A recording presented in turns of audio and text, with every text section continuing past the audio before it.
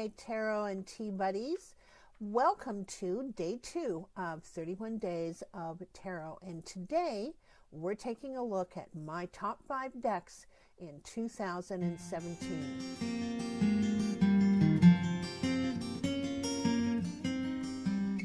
So I actually don't have 5 decks because I'm not a big deck collector.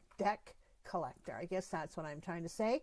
And I know some people really are, and they get lots of decks. And for me, in order for a deck to become part of my toolbox, as it were, it has to be a deck that I am willing to work with professionally.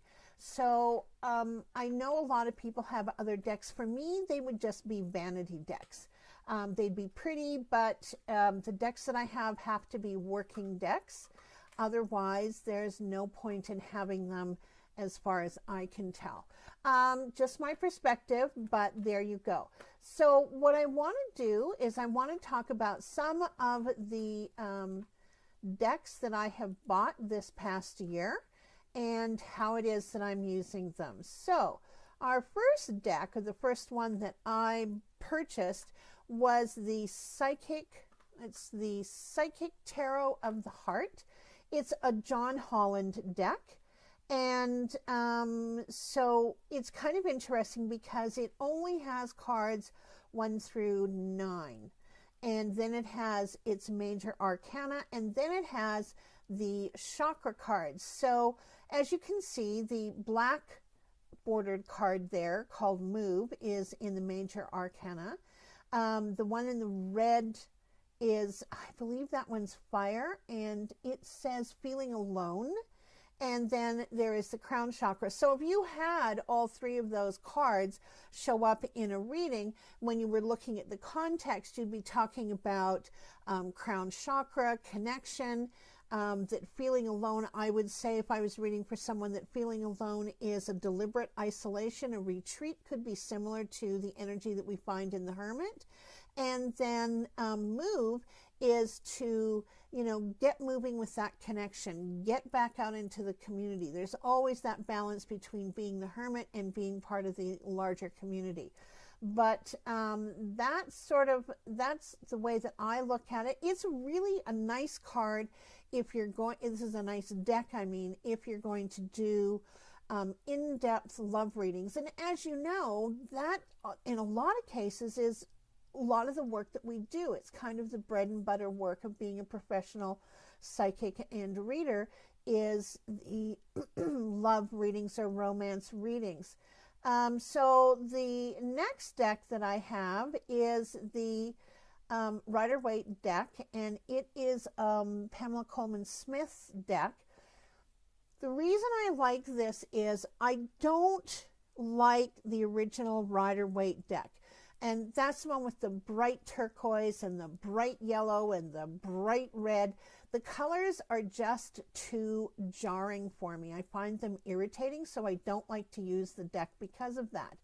But I am very much into the Rider deck interpretations. I use it throughout all the decks that I have and the decks that I work with. So I will come back to this one.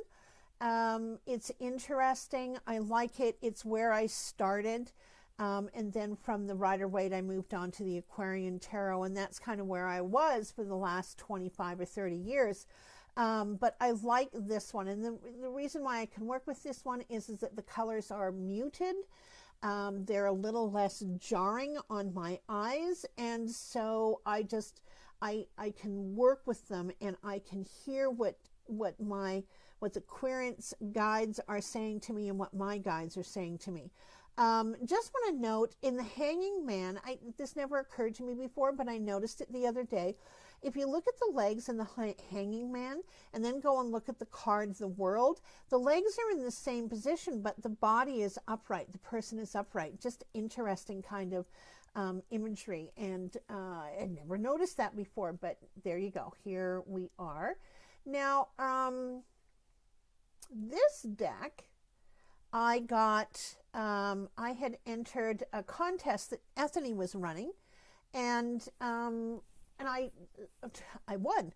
And this was the deck that she sent me, and it is the book is quite large, and it says The Book of Shadows, The Lost Code of Tarot. So it's a fictional deck, and it's created as though it were the original tarot on which all other decks are based. And it has 80 cards instead of 78, and they're aged looking, and the illustrations are inspired by Da Vinci's notebooks and the Voynich manuscript. Now, it's not for beginners. The cards are all untitled. You can see the card sitting on top of the book is cups, and I think it's the 10 of cups. And I think that's the Queen of Cups is next to it, and I'm not sure what the circles are. But what's interesting is if you look on the card with the circles, I don't even know if you can see it, but there's some symbols down in the bottom left-hand corner. And the book that comes with this, they've done like a huge amount of research into creating a book that could be true. So it's the artist is Andre Aste, and so they've kind of designed this around postmodernism, magic realism, and art intersecting all together.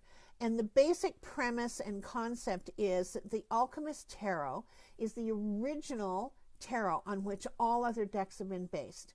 I'm reading this off of the Kickstarter campaign, and the deck is the invention of a single creator as opposed to real tarot decks, which are the product of cumulative knowledge collected over hundreds of years. Now, the alchemist, who's fictional, created the deck.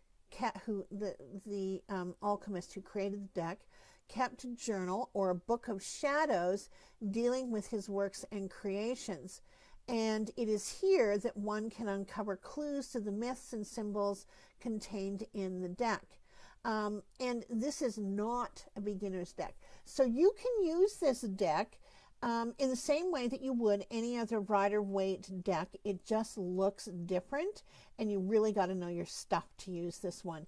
So you can still use it. You can still read intuitively. It's a little bit different. Andre is from France, so the imagery is very French in its feel.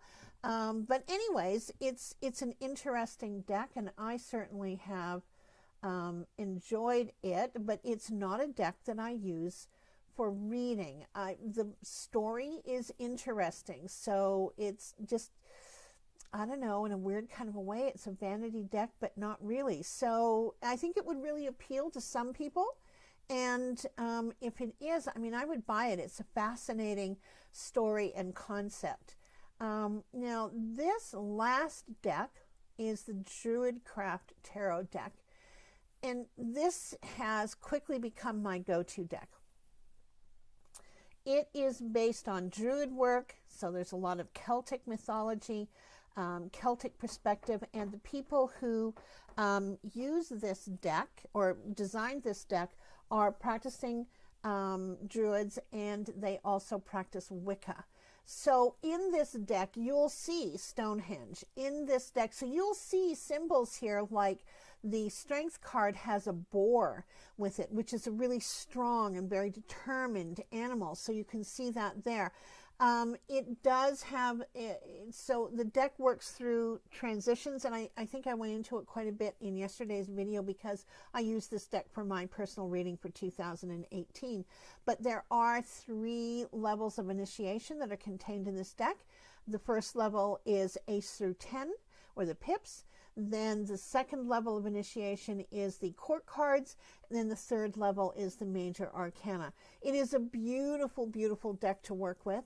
The book is small, but I believe there are sort of other sets that you can get where the book is much larger. It also has an app available for Androids and iPhones.